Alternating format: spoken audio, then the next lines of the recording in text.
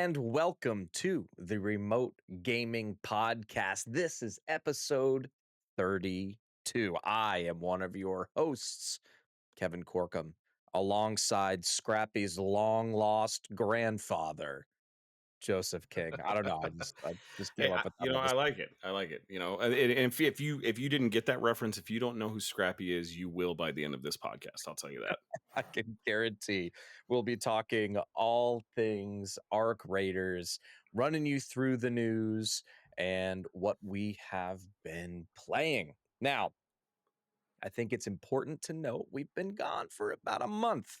So we apologize for the hiatus. We are both busy human beings, lots of things going on in life. Yes, we will take occasional breaks here and there. We're going to be as consistent as we can, but we have a jam-packed episode Oh for yeah. you today. We've been waiting for Arc Raiders for a very long time, and the structure is going to be the same as normal, but we're going to leave our Arc Raiders thoughts to the main topic of the show. I think there's a lot that we have to intertwine with news with Arc Raiders, as well as our thoughts, and a little bit of a review discussion, I would say. Joseph's got about 52, 55 hours between the beta, the public test, and this. I probably have close to 30 something. So I've been away past couple days and weekends, so I haven't had as much time to play. But that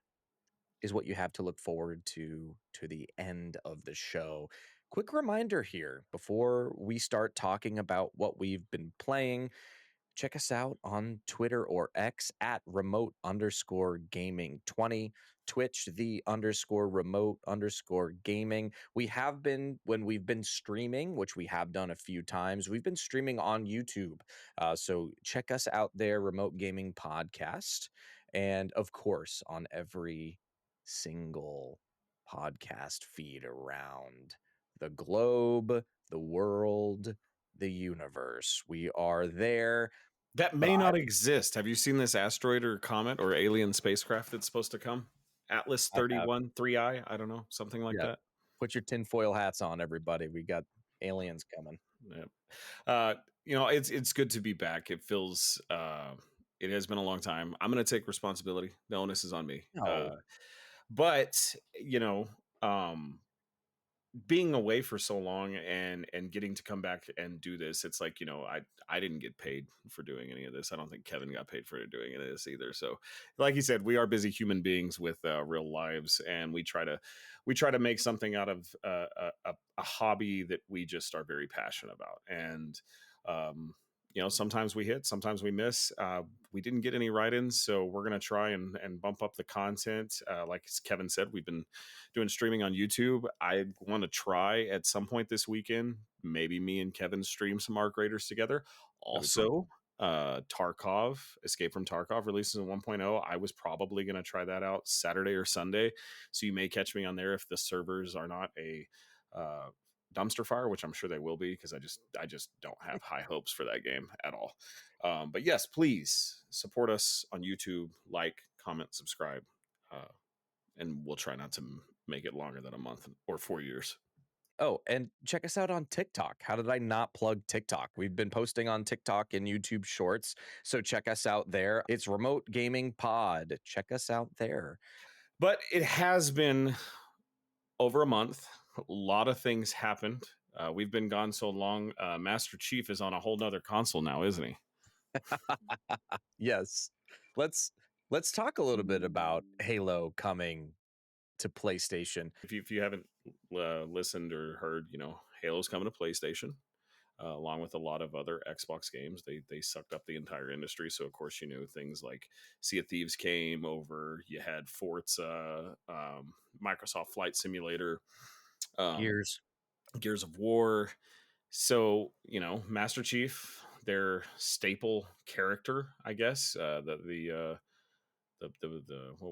the word I'm looking for? Sacred cow, you Yeah, might yeah, say, right? 100%, 100%. The sacred cow of Xbox is on PlayStation, and it was big news. Just you said talking about the New York Times discussing it. Hell, the President of the United States retweeted Yeah. that he ended the console wars. Anyway, Uh, thanks a lot, GameStop, for that. yeah, Appreciate that. You started that shit. they always start it. But yeah, I think this is I this is obviously news that we knew was coming. Hmm. Halo was just the last piece of the puzzle. So the Halo Combat Evolved remake is coming to PlayStation, but they also plan to bring subsequent Halo games to PlayStation. Um, this is just something that I think marks Xbox's official okay, we are now a publisher. We will have a console. We will have consoles That will cost that $1,000. that will be premium, like at whatever the phrase is that they used, right? These will Right. be premium experiences. They're going to be these console hybrid PC running Windows Steam. machines. Yeah. Yeah. And we'll talk in a second here about news that was released today about Steam's console, which is going to be, I think, a direct competitor to Xbox, not in the way of power, but in the way of functionality and what you can do with a console. So that's exciting, but essentially, it's there is no, in my opinion, no real reason to own an Xbox at all right now. The games are coming to Steam, they're coming to PlayStation, probably day and date from here on out, you have to assume, to some extent, with the changes to Game Pass and the premium price tag. It's gonna be 8, 900 bucks, probably north of that for the new Xbox. I don't know, man. I mean, I think it's just an interesting time. If you had told us in the early 2000 in 2000 fucking 6 that Halo would be coming to PlayStation, there was no way that was going to happen. And I think the bigger question here is how long does Sony hold off on putting games not just on PC, but Xbox. I don't see it happening until Xbox is dead, dead. But yeah, it'll just be interesting to see. I think this and the Steam news shakes things up. Yeah, the first thing that I wanted to touch on with this news in particular was the fact that it's just interesting to me, and I know it's the first game. It's interesting to me that they chose to remake because it's not a remaster. You know what I mean? Like, as fucked up as the Master Chief collection was, there was an ability to swap between updated HD remaster graphics and the original Yep. at the same frame rate. This is a remake of Combat Evolved, and I just I guess it makes sense if you are a Sony fanboy or someone that's only played PlayStation, you've never played Halo. Sure, I think that's a game that you should experience from a. It's very. It came out at the ass end of that time where things like Turok and GoldenEye, like, and then you had Combat Evolved, like first person shooter single player campaigns used to be a very popular thing back in the early 2000s. I'm very confused from a marketing standpoint, and if Xbox wants to be more of a publisher, and they bought up Blizzard and King and Bethesda and Obsidian and all these companies, it's so odd to me that their flagship game, their flagship, his literal name is Master Chief, the master mascot of Xbox. You pick. Why didn't you do Halo 2?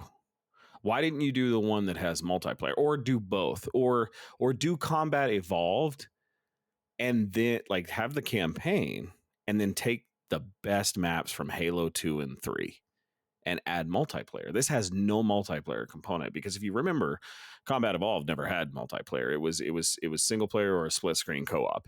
And so, you didn't get multiplayer until Halo 2.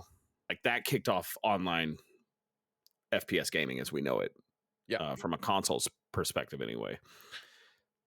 It's very odd to me that they didn't include any kind of multiplayer. And if you really want to dig in and get more engagement on PlayStation, you would have sold, I would say, double the amount of copies if you would have had some kind of multiplayer in this. I agree. I think the I think the omission of of multiplayer is just absolutely asinine, but I think it's pretty clear that they're working on a live service Halo game that's coming everywhere that will have updated multiplayer. All the maps, probably So, everything from Halo 1 to 5 God, and you'd hope Infinite, so. right? Create a Halo Fortnite type live service game, make it I mean, I think you should paywall it. Sorry if everyone out there wants all games to be free. I think you paywall it at 50, $60 and it is every Halo multiplayer, you know, map. But I don't know. Maybe they do something like Infinite and they create something from the ground up because aren't they changing engines? I think they've announced that they're changing engines too. So it's Yeah. going to Well, be it's going to be, I think that's what they're switching to is Unreal. yeah, And I think so too. because Combat Evolved remake was done in Unreal, I think that's what they said in like their direct or State of Halo or whatever, that the next Halo game will be on in Unreal 5. Something about Unreal's off, and hopefully they can catch the same magic that Embark has caught with Arc Raiders with Halo, because Halo is definitely like Infinite is in a very good spot right now. Infinite is a very good multiplayer game. It's a lot of fun. They fixed aiming on PC, which has been the caveat to Halo for years. It has not worked good on PC with mouse and keyboard. And at launch, I played on mouse and keyboard. Oh my God, controller just like blew it out of the water. Now they fixed it. It feels better. It feels more fluid. It's fun to play. It's just people moved on and don't play it anymore. And that's a shame because I'd honestly rather play Halo Infinite than Black Ops 7. And Oh, I would go back and play that in a heartbeat. Yeah, I don't know. It's weird. It's weird. We live in a weird time. PlayStation now, they hold the keys, man. It's going to be interesting to see what happens. You said it, I think, on our last podcast that next gen is going to be incredibly interesting to see. Allegedly, Sony's doing something Nintendo-y with making this a hybrid console, um, and Xbox is going PC, and now uh, a Steam's coming to our living rooms. A perfect segue, Joseph. It's like you knew. It's like it's in the document. Steam, the Steam machine. First of all, if that's the official name, I fucking love it. I think that's an awesome name, the Steam Steam machine. machine. It's great. I love it. I think people are gonna think it's stupid. Um, but if you look at Steam Deck and like how they're kind of branding everything, I don't know. I kind of like it. So they announced today around, I think the news dropped around noon, I feel like Eastern, maybe a little bit later, that Valve is about to challenge the Xbox and PlayStation on their home turf. 10 years to the month after Valve's original Steam machines went on sale, the company is announcing the Steam machine. This comes from Sean Hollister at the Verge, sorry. There's a couple different things here. So there's obviously a box that looks like if you took the Xbox Series X and cut it in half, that is going to be the main piece of the console. It is going to run Linux with the ability to run Windows, very similar to the Steam Deck. I think you're going to see the same OS here as you see on a Steam Deck. So it's pretty neat. There is a controller that comes along with it. Now, I Is it? watched I don't have it open in front of me. Is it Nvidia or AMD that's powering the GPU? it is an AMD chip. Yep. It is under the hood. You get not one, but two AMD chips along with 16 gigabytes of DDR5 RAM. The CPU is a 6 core AMD Zen 4 chip with up to 30 watts of headroom and 4.8 gigahertz boost. While the graphics are semi custom, discrete AMD RNA 3 Navi 33 GPU with 28 compute units up to 30-watt, blah, blah, blah. Bullshit Express. Essentially, this is a PC that, so it's not going to compete with the new Xbox in the sense of power. Um, but it should offer. It says it offers similar or better theoretical performance to the PS5 Pro's graphics. Okay.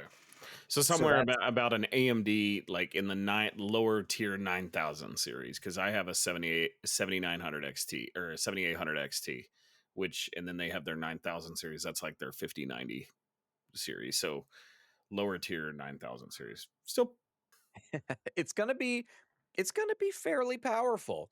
Um, it's not going to be a native 4K machine. It's probably going to be a 1440 1080p type thing. At native 4K, they're saying just 24 FPS average playing Cyberpunk. If you're benchmarking some things, but there's going to be upscaling. There's going to be things that make it more powerful. I think the look of it is actually really neat. There's like a on the front you can actually change what it looks like, so you can have like wood grain on it.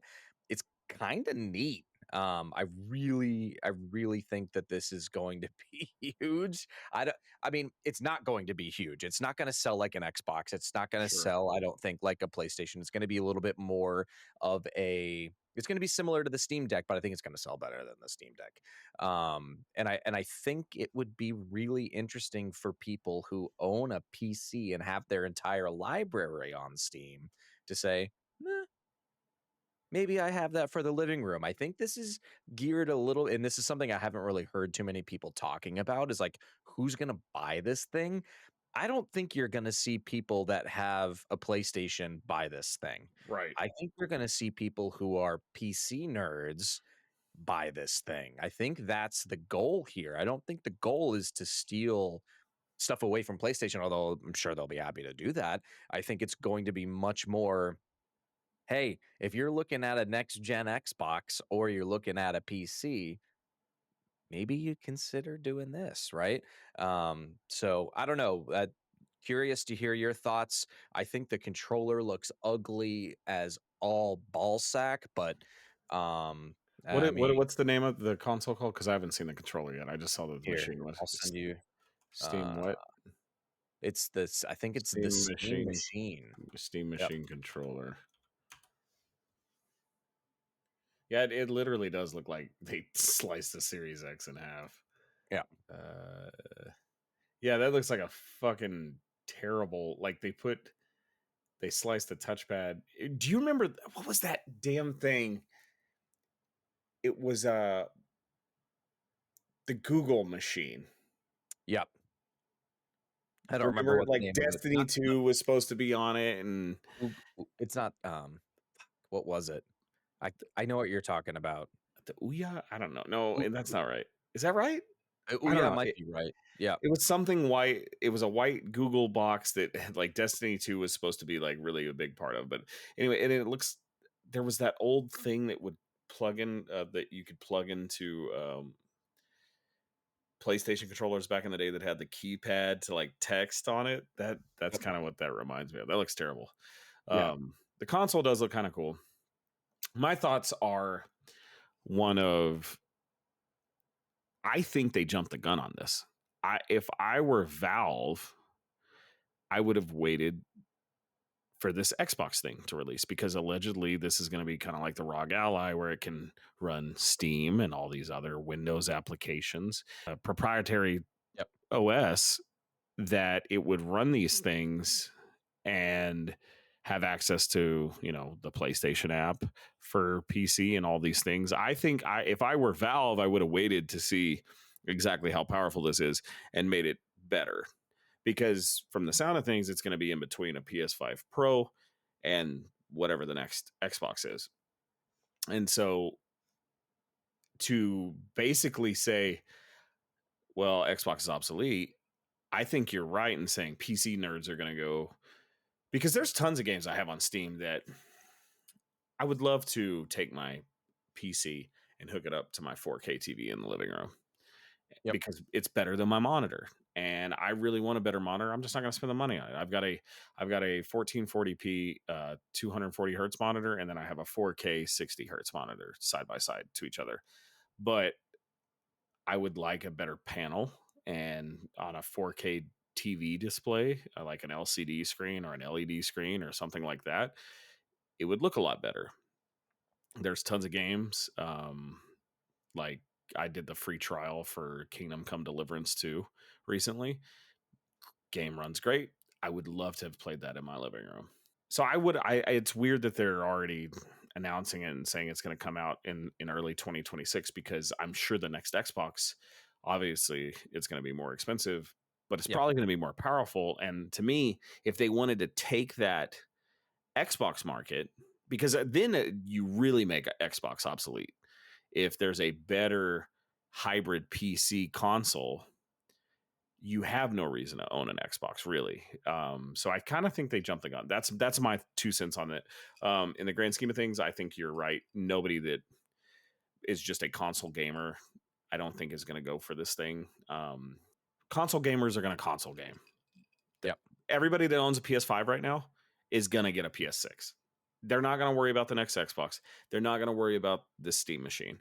They are either going to get a PS5 or they've already or plan on building a PC. That's just the reality of it. So to me, these are even the next Xbox. These are um, people that they're intended for connoisseurs and people with a lot of disposable income. But I think gamers that want to continue gaming are going to get either a Switch 2 or a PlayStation 6.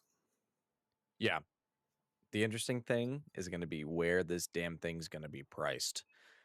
I mean, what if this is priced at between 800 and $1,000 and the next Xbox is fucking 1,500?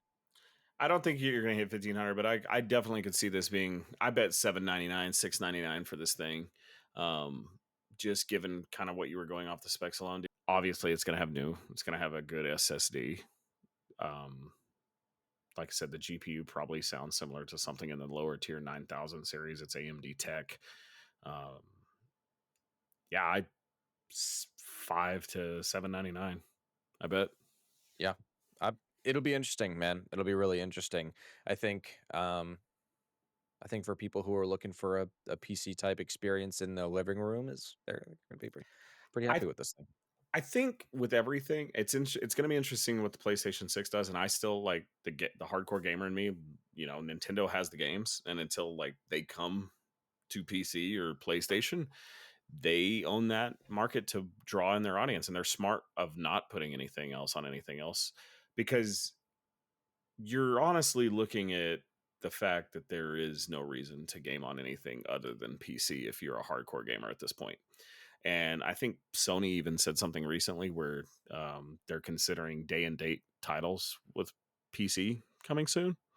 I think Maybe not. Maybe with their maybe not multiplayer everything. games. Yeah, yeah. And so I don't know. If you're a hardcore gamer, it makes sense to just go ahead and get you a PC at this point. And then have you a secondary machine, either a PlayStation or a Nintendo console, like we do. You have the Switch 2, you've got the PS5, Yep. you have a PC. I think that's. I think if you have a PC and either one of the other two, you're set. There is no reason to own anything Xbox, unfortunately, Yep. anymore. Yeah. Completely agree. All right. On to some sad news. We've Mm. talked a lot about this game on the pod. New World Eternum. This came out just a couple weeks ago. I will read this statement from the New World team. As New World recognizes its fourth anniversary since launching on PC, we reflect an incredible journey shaped by our dedicated player community. Your feedback and passion have been instrumental in evolving Eternum into the world that it is today, and our team is deeply grateful for the shared adventure. After 4 years of steady content updates and a major console release, we've reached a point that is no longer sustainable to continue supporting the game with new content updates. The recently launched Season 10 and Night Haven update will serve as the final content release for New World on PC and consoles. It is only after much consideration that we've reached this decision. Thank you to the New World community for the support over the years. We have made the Night Haven release available to you for free to ensure all New World players can experience the content.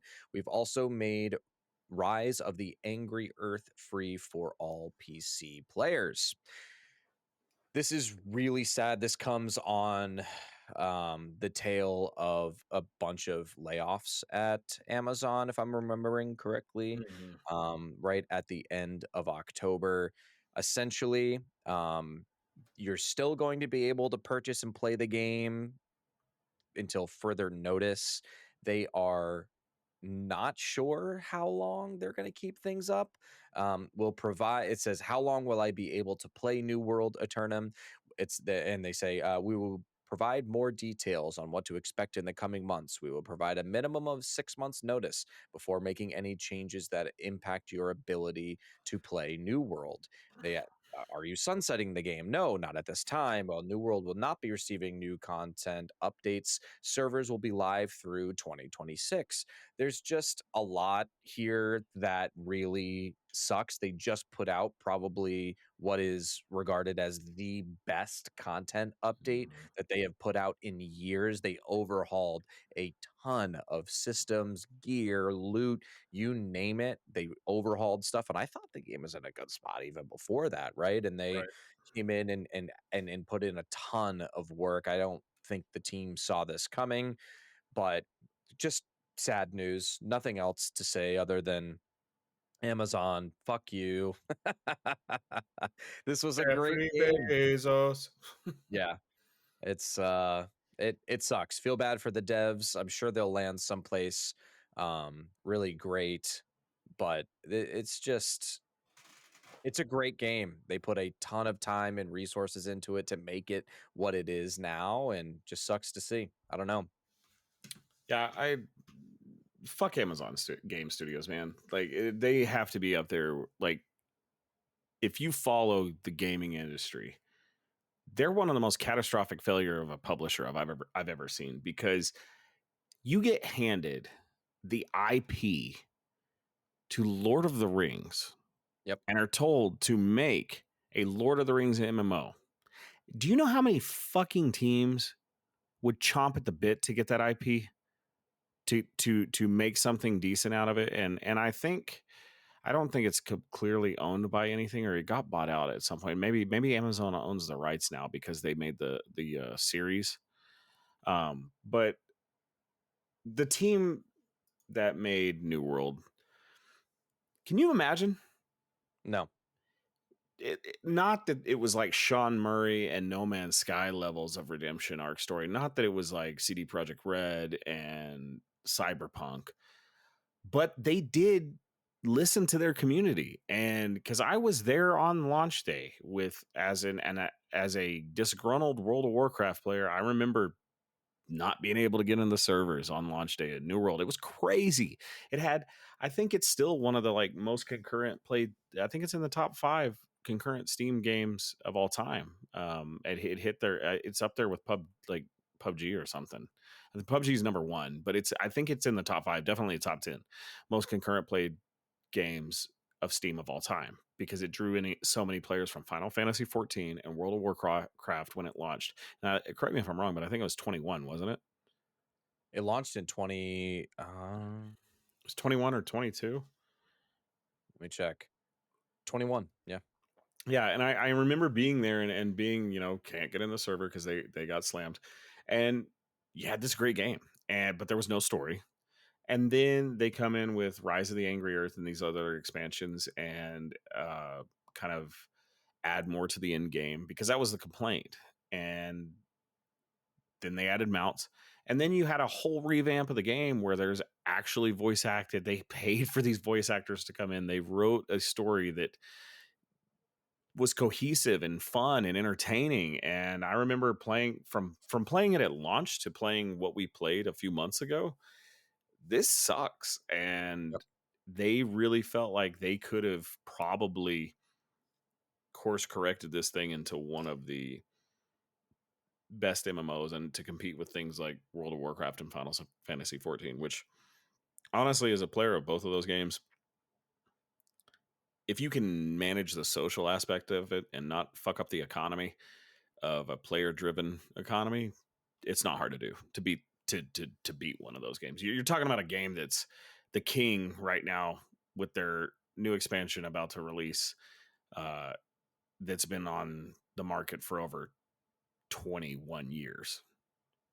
Yeah. Something can challenge it, and it was doing good. You had players like Summit 1G and a lot of other streamers playing it. You were enjoying the hell out of it, and it's a shame. And I am, if you follow me on Instagram, you know I post something Lord of the Rings on my story weekly. I love Lord of the Rings. It's the godfather of high fantasy, and they fucked that up. And to not have ever seen the light of day of a real good MMO, because I think Lord of the Rings Online is still going. That's on It Steam. is. Um, but to that IP deserves good treatment. And honestly, I'm glad that Amazon scrapped it. I hope that Amazon sells the New World IP and maybe they're allowed to continue it, because I think there's just too much. There's way too much content, way too much effort put into this game that is now shelved. People didn't get to finish. There's going to be people that like bought into the called a Eternum. Eternum. Yep. People that have jumped into Eternum that have been taking their time that are probably never going to see in game now. And Well, I don't I don't know. Like you roll dice when you want to be a live service developer. And it's crazy. We've seen some really good games get canceled recently. X Defiant, from Ubisoft, yep. was a really good FPS game. And even though Embark has caught fire with Arc Raiders, you worry about the longevity of the finals and things like that. And it's a weird dichotomy and a weird realm to be in. It has to meet specific criteria for it to have success anymore. Things have to make money, they have to generate revenue. Things cannot just be niche and have this corner. Like you're not going to have Team Fortress or CS2 or CS:GO exist for over 15 years anymore. You know what I mean? World of Warcraft gets to exist because they're owned by Blizzard and for years Activision and now Microsoft. They have the money to back that. But you're not going to have these niche games that have existed for years like Quake, and you're not going to have that anymore. You're not going to have the small team make the online service game. It has to generate some kind of income. And if it's not doing that, you're screwed. And I would hate to be, because there's a lot of talented people. The combat felt good. The war economy and like the overall meta game of New World is very interesting, even though it wasn't totally for me because there's a lot of live service games that have shut me out, and maybe I'm part of the problem. But you really have to catch fire with live service games, or else they're here today and gone tomorrow. Yeah. 100%. And just to put a cap here on New World, I was looking up the Steam charts.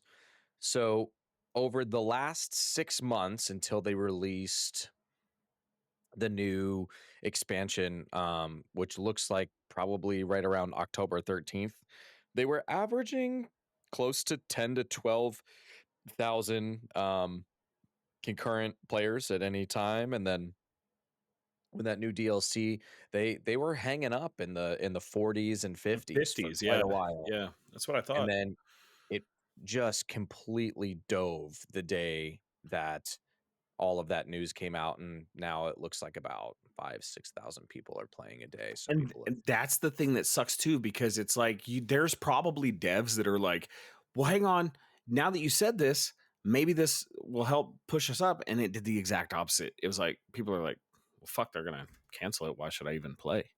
Yeah. And this wasn't even a game that you had to pay a subscription for. You paid for it one time, and you had to pay for the latest DLC, Eternum, which gave you access to everything else. Do you do you think this game, because there's so many assets. There are so many people that worked on this game. Does this get picked up by somebody at some point, do you Uh, think? I don't know. I My probably instinct not. says no. Yeah. Yeah, probably not. I would love it to. It's a great MMO and it plays and feels really good on console too. It's a shame. I mean, yeah, I put how many hours did I put in on? I probably put in the least amount of hours on Steam. I've put a lot of hours on console. I'm trying to check here. Where the fuck do we New have New World is probably the PlayStation Vita of live service games. it? Yeah. You really missed out if you didn't play it. And I stopped when I shouldn't have. And uh if you didn't buy a Vita, if what I mean by that is the PlayStation Vita is one of the best handheld consoles of all time, and nobody bought it. And it's just yeah, you missed out with New World, man. That's crazy to me. It's combat wise, the action combat in it, it's better than World of Warcraft and Final Fantasy because it's not tab targeting like most MMOs are. Yep. The graphics are awesome. It looks good on console. It plays good with a controller. You can split the community with PC and console, and it. I just this is. I feel bad for people because I know there's a lot of people that only play one game, and this is a lot of people's one game, I and wonder it's what the numbers are on console. that has to be the caveat, right? You I would think that this just did not do good on PlayStation, I because I'm trying to see I if I haven't can heard it find. in PlayStation's top 20. I don't even know if Eternum made PSN's top 15 for the Yeah. month it released. I'm not defending Amazon by any means, but I know that that team did dedicate a lot of resources to port that game to console, and Oh yeah. maybe that's what did it in. Next news story. I want to talk a little bit about Battlefield here. Before we dive into this, I want to get my quick thoughts on RedSec. I played probably close to 6 7 hours of it. Maybe that's a little much. Maybe it's closer to 5. You played I more than like I it. have. I've played one game, so I know I've definitely played more than that. I like it. I think the map is pretty serviceable. It fucking looks like Warzone to me, which is yeah. really interesting. I think they did a good job. I mean, down to the UI. Like some of the UI, I'm like, this is friggin' Warzone. It feels really good to play. I love the final circle situation where there's fire. Like you cannot go in there. You will die within 2 seconds. That I I love. like that. You can't Yeah. like Fortnite. You have the electric storm that you can kind of hop in and out of if you needed to. Um, Warzone has the gas. There's even an equipment, since Warzone launched, to gas mask. I like that. No, you just can't go in there, bro. Yeah. It's it's fun. I think it's really good. Do I think it's a Warzone killer? No, and I No. think the answer is no because it's too similar to Warzone. I Hmm. kind of prefer Battlefield 6's Red Sec right now to what a Warzone would feel like. I think it's just a little bit more grounded. You have vehicles which are pretty fun to deal with. They're fun to get, fun to deal with. The bloom is annoying, annoying. Yeah. They're fixing it. That's part of the news story that I have in here that we can touch on briefly. But I definitely wanted to get my thoughts in on it. Battlefield's still really fun. I think that game mode is going to be um, popular, but I don't think it's going to be incredibly popular with the Battlefield community. Maybe they pull some people over from Warzone and in slumps, and they have some cool updates and whatnot. But I mean, God, I just when I hop online, I don't want to play RedSec right now. If my buddies are on, I will. But I'm trying to get everybody I can on fucking Arc Raiders, but Right. that's a story for a different day. or for today, but later on. Go ahead and read that article. Go to that because then I'll give my thoughts after you give everything. You because they're what you talked about RedSec is going to tie into my overall arching thoughts on Battlefield 6 as a whole. Cool. This comes from Michael Kripe at IGN. Battlefield 6 devs outline upcoming aim assist, weapon bloom adjustments, and what could be the biggest update yet. Battlefield 6 is set to receive what could be its biggest update yet, including reverted aim assist, excuse me, and additional weapon bloom tweaks as soon as November 18th. EA and Battlefield Studios outlined the past, present, and future of its Battlefield 6 and RedSec post launch plans in an update posted online today. It comes with a list of headlines for ongoing issues players can expect to see addressed when Season 1's next chapter, California Resistance, launches on November 18th, as well as some of the content set to arrive with Winter Offensive coming December 9th. For our teams across Battlefield Studios, this is just the start. A message from the team says, quote, "We've been watching, reading, listening, and we're hard at work on how to evolve the experiences for you all. We're focused, fired up, and getting it done because Battlefield has always been at its best when we can build it together. And as we have done on our journey through Battlefield Labs, our open beta, and Season 1. Okay, they've teased. Okay, there's a new. I'm trying to get to like the meat and potatoes here. Battlefield Studios has teased that Battlefield 6 California Offensive update will bring a new map called Eastwood, alongside new weapons and a new mode. We know the new mid-season update will also tackle 5 key elements across the experience: weapon dispersion and bloom, lighting adjustments, thank God, challenge clarity, Fort Linden in Portal, and aim assist. Weapon dispersion and bloom remain one of the hottest topics among Battlefield 6 players online, as they affect the weapon's accuracy depending on a variety of in-game factors. Battlefield Studios says it made a small tuning pass that reduces how quickly dispersion and recoil build up under sustained fire. These tweaks apply to all weapons, with most also benefiting from recoil refinements, with the developers hoping players' weapons feel, quote, smoother and more consistent, especially at long ranges going forward, because you fucking can't hit anybody at distance unless you have a goddamn sniper, and even then it's tough. Lighting and visibility changes target soldier visibility, while challenge requirements, something Battlefield Studios already began tackling in a recent update, should be clear on the November 18th update. Portal players can also expect to take advantage of more from Fort Linden as they continue building out their ideal Battlefield 6 maps and modes. As promised, aim assist settings will also be reverted to fall more in line with what players experienced during the open beta a few months back.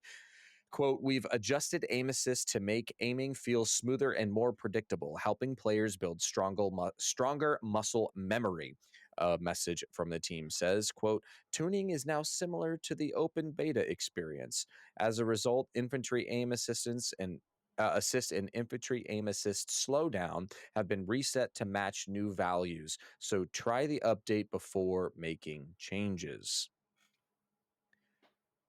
There are a few other things in here. Let me see. Finally, while no concrete plans are set in the pipeline yet, Battlefield Studios has outlined a number of community talking points that it is looking into for Battlefield 6 and RedSec. These include additional challenge adjustments, UI and menu improvements, some of the worst UI in a video game ever, player stats, social play, hit registration and netcode, the overall experience, and yes, even map sizes. Quote, "We've seen your comments about map size and pacing. Battlefield is at its best when maps offer different ways to play and constant action around every corner. Striking that balance is always a priority, and we are committed to a variety of maps across future seasons. With Eastwood arriving in the California Resistance update, we will continue monitoring maps and modes for targeting adjustments. Like what's planned in Winter uh, Offensive, sorry, while also learning from community creations in Portal." Okay, lot to go off of there. I think just before I kind of hand you the keys here, I don't have an issue with the map sizes. I know people like them to be bigger. That's great. I'm fine with bigger maps as well as there are kind of like smaller places I can fight and be scrappy in. Changing the aim assist, I definitely think aim assist is a little bit strong right now. I think it was probably a little bit weak in the beta.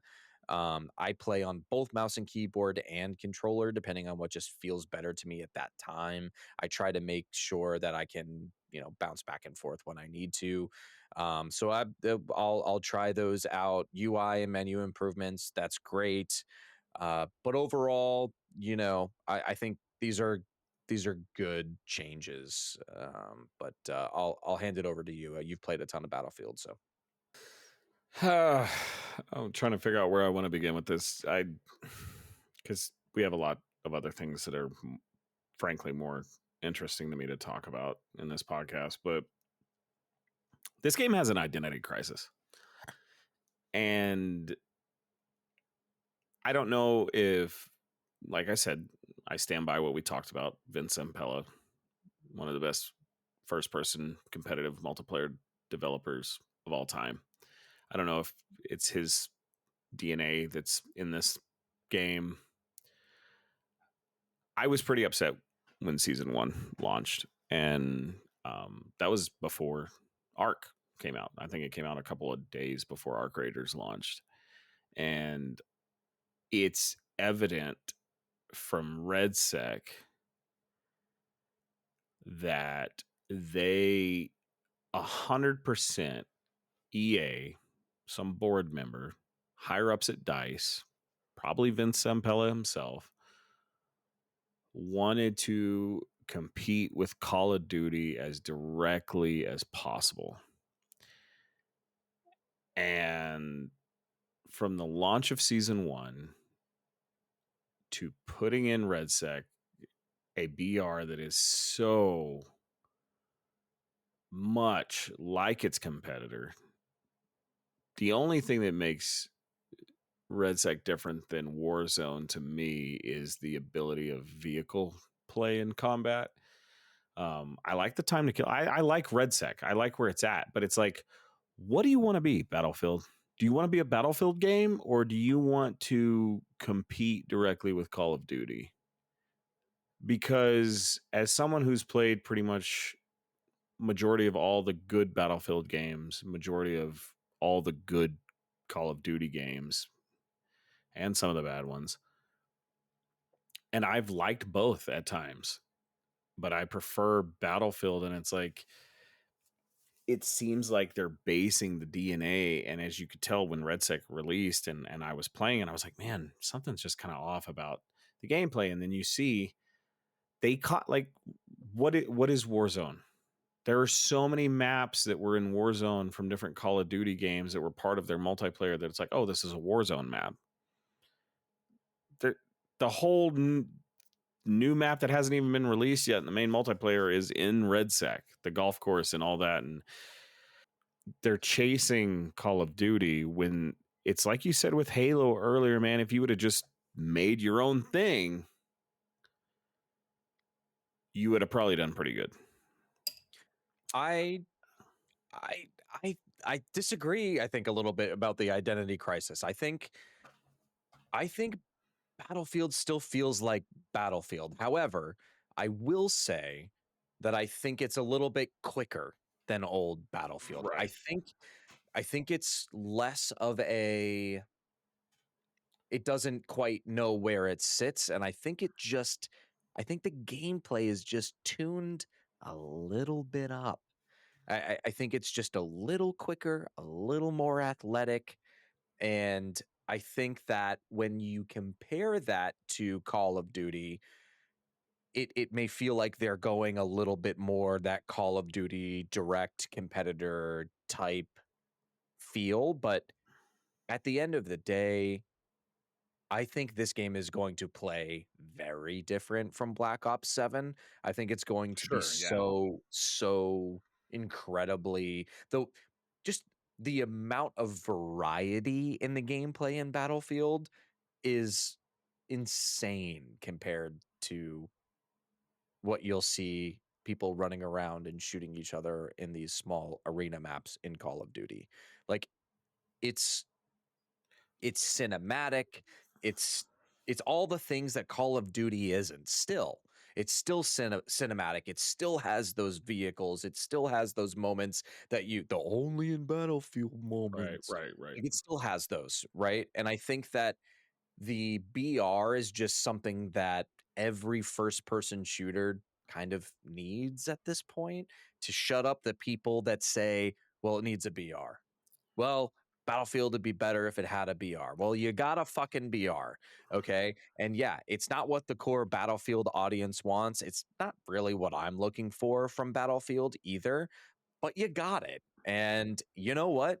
It's fucking serviceable. Yeah. Like, it's good. It's not bad.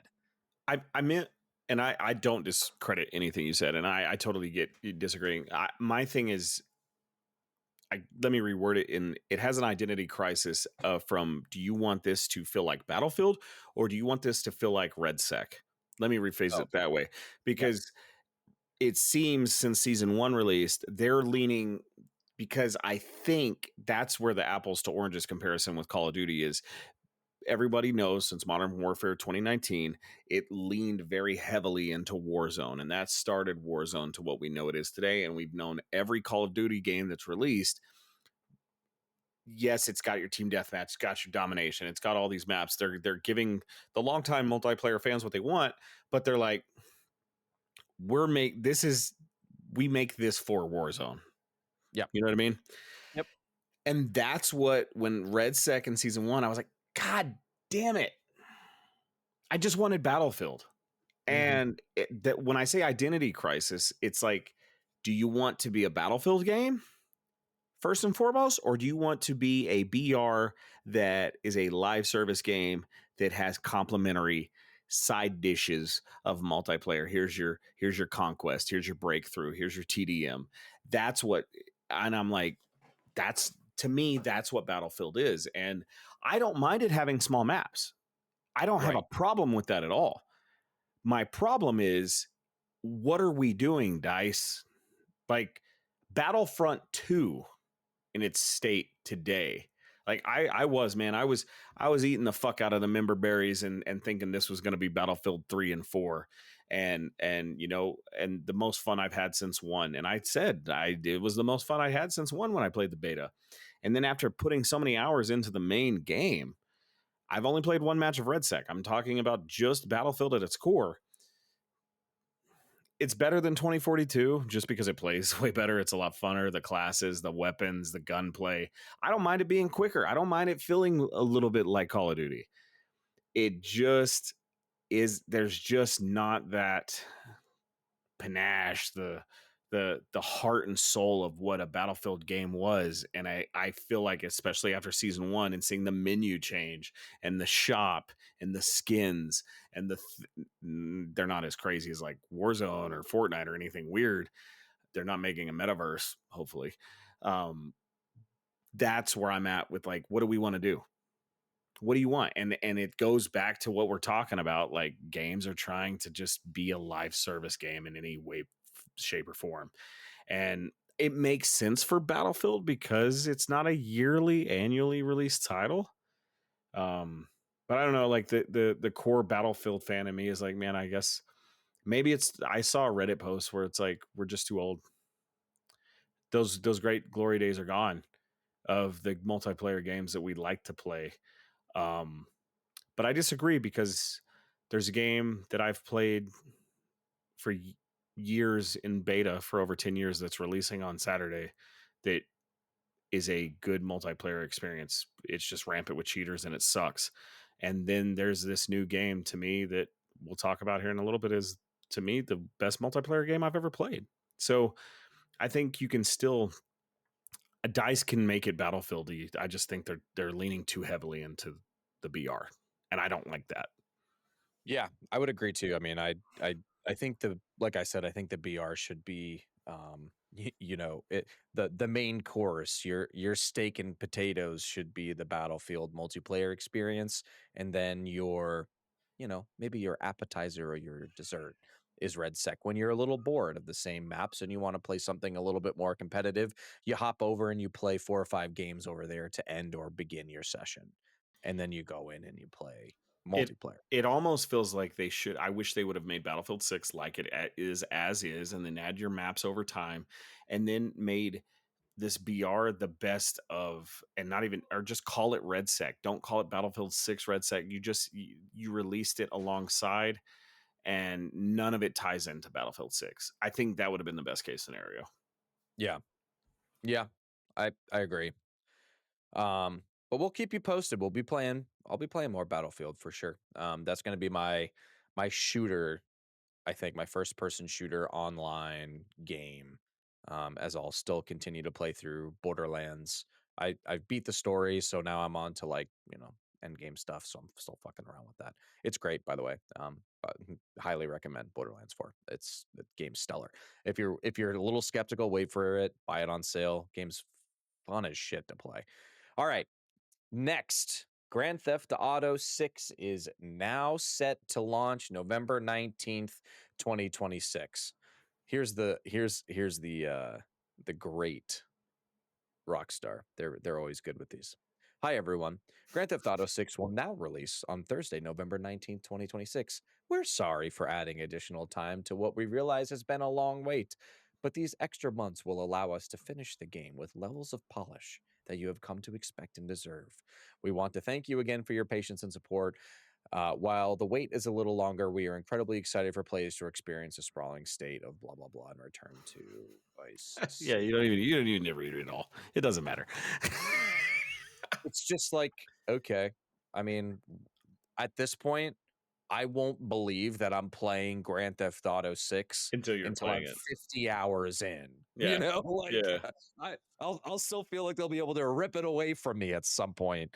Uh, but I don't know. Yeah, it's delayed, sucks, really stinks. But like, what are we gonna do? We're just gonna have to fucking wait for this game. I'm hoping that they start to show us a little bit more of the game, not too much, I but don't I want do want anything. to see a little bit.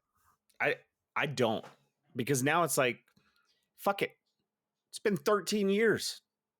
It'll be 13 years, over 13 years by the time this comes out, because I think GTA 5 came out in October of 2013 on the PlayStation 3. Bro, I was playing a PlayStation 3, moved back into my mom's house when this game came out, while I was looking for an apartment to live in. And I just, there were two things that came to mind. First of all, the South Park, we're sorry. We're Yep. sorry.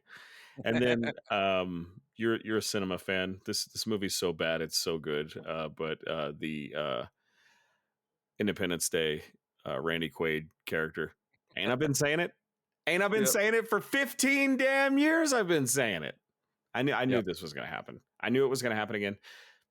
For some reason in me, I'm like, Rockstar Games never releases anything in the spring. They just don't. They've always released in the fall. I think Red Dead came out in September. Every GTA has always been October and November. I So something in me said this is not going to come out then. And I think the reason why that we said through text is I think we're going to get, this is going to be a GTA 3 or GTA 5 situation. It's going to release on this console. I don't think they're going to hit the 60 FPS that they think they can. I think there's going to be a performance mode, maybe that may hit a dynamic or like an uncapped frame rate that can hit like 45 to 50, maybe 60. But I think we were right in our text that they're moving this to coincide. I guarantee you the PlayStation 6 launches in spring of 27. Sony historically, with we're saying Rockstar Games releases in fall, Sony historically launches games in Christmas time or in the spring. And so I think April, March ish, you get, I think you get the PlayStation 6 announced at a state of play sometime next summer. And it comes out Q1 of 27. And GTA 5 gets launched Like, look at the console space, right? Like, nobody's buying an Xbox. They're doing all of this for Sony. 100%, because we know it's not coming to PC. Rockstar never releases anything on PC at launch. So this is 100% for Sony. This is 100% to get it running as good as it can on a base PS5, PS5 Pro that nobody's buying, and the good versions on the PlayStation 6. That's my theory. Yeah, it's gonna coincide with Sony, and we don't get paid enough to make those types of decisions, but they'll it's gonna sell gangbusters, man. It's gonna move PlayStations. It's gonna be a big, huge release whenever it Do, decides to come out. I just feel bad for all those games in that time slot yeah, now that yeah. they're like, There were so many people that were happy. Like, obviously your Activisions, your in next year would be, because this is Treyarch again. So yeah, it would have been Infinity Ward. So Infinity Ward's probably shitting themselves.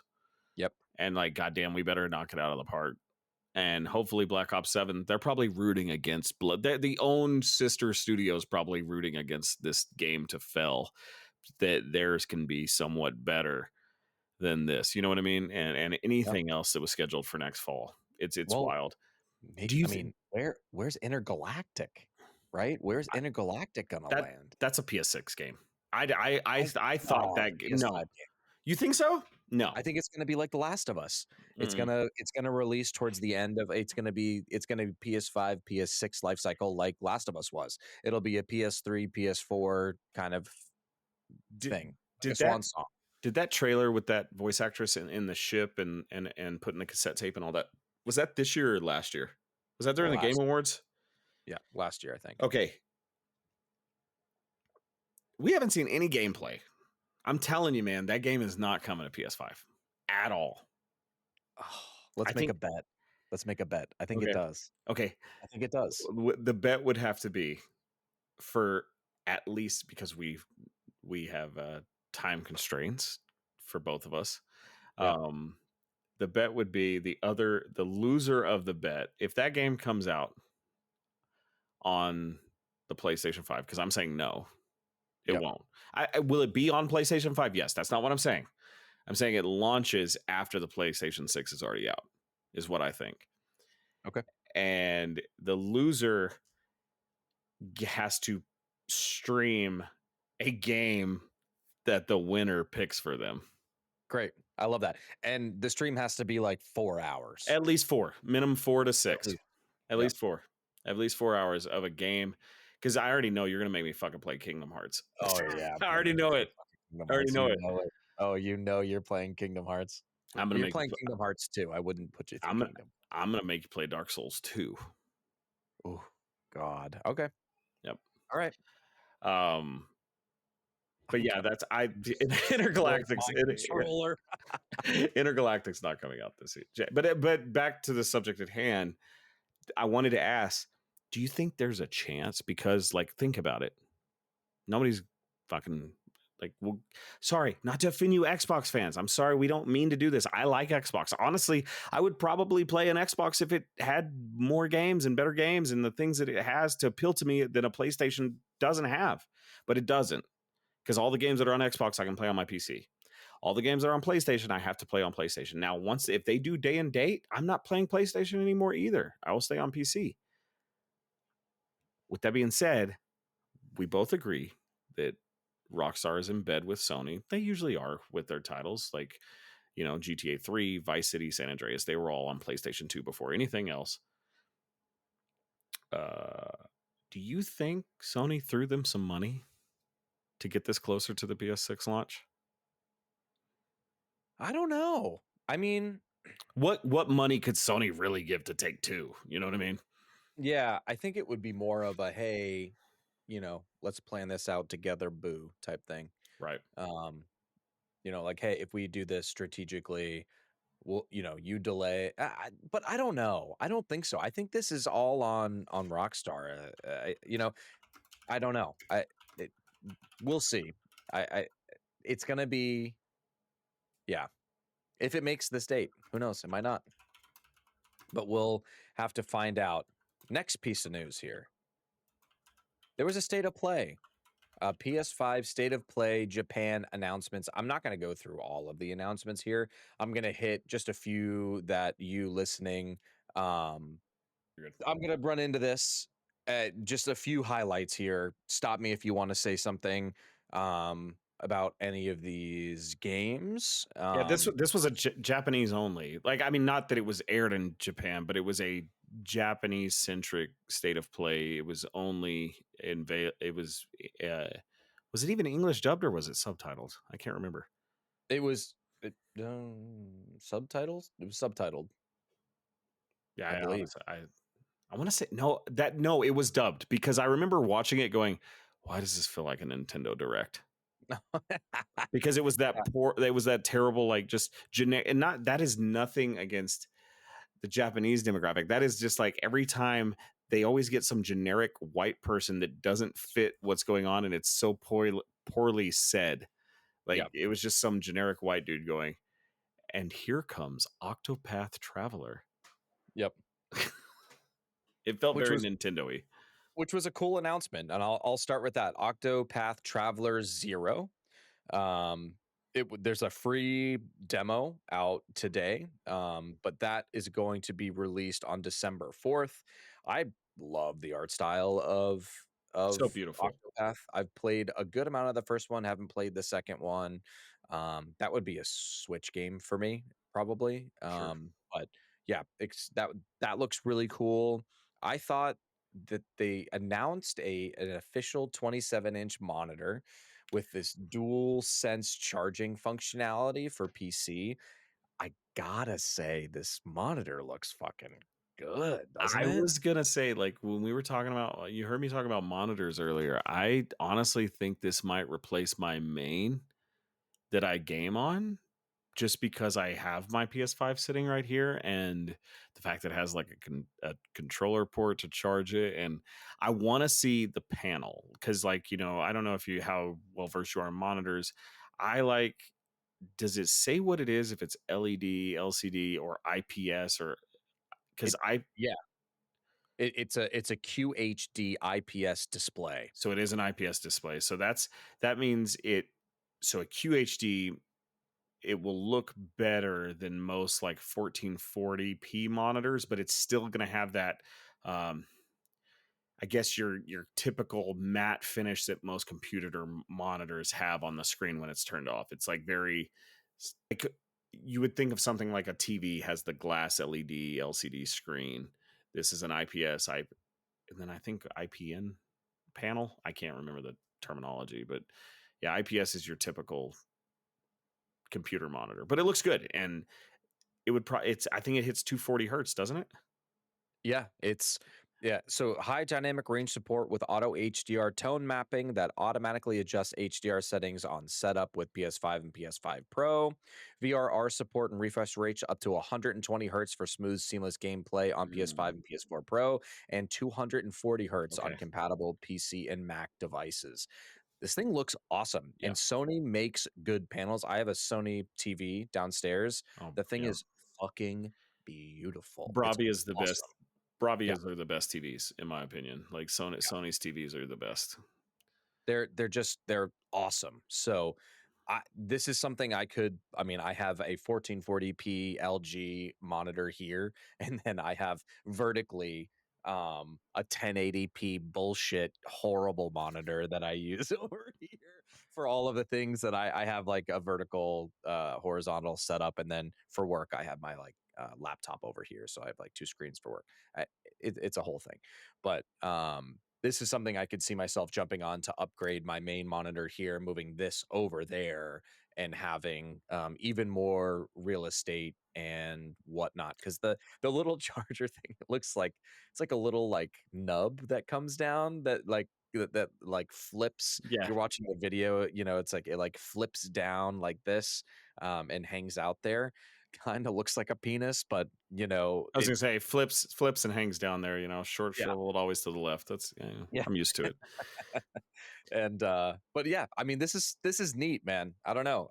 The mouse and keyboard is coming next. I can guarantee it. Oh, I'm They have the sure. speakers. Now they have the monitor. Oh, I forgot about the speakers. That would be such a great accessory to have with this thing because those actually looked good. Yeah. Did you say it's 27 or 24 inches? Oh, 27. 27.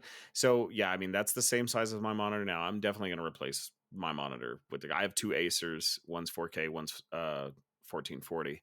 Um, but yeah, man, like if it can hit 240 hertz and the price to entry to this thing, this is what's interesting to me. If it's hitting, I don't think it's hit, I think it is a 1440p monitor. It's not 4K, but to hit up to 240 hertz at 1440 at 55,000 yen, that equates to about 350 USD.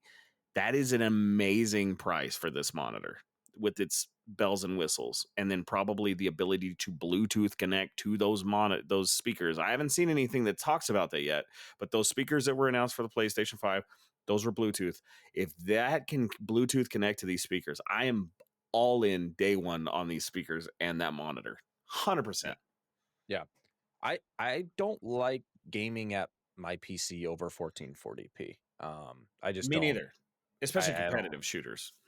Yeah, the bump to 4K doesn't do much for me. I prefer the frames. You'd have to have a 5090 to do it, like to Yeah. maintain above 60. And honestly, I mean 100 to 120 to 120 to 140 to 140 to 165, minimal difference. Now 100 to 240, there's a difference, but you Yep. have the hardware to back it.